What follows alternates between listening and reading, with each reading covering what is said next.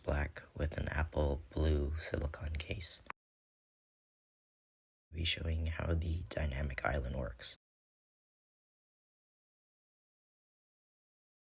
Is the MagSafe Anchor power bank. Found it on Amazon for about $50. It has a kickstand. It inputs and outputs with a USB-C connector. Has little 4 LEDs to see your charging indicators, and it just magnetically attaches to your iPhone. Accessory is the Moft snap-on wallet and kickstand. You can basically fit about 4 to 5 cards in here.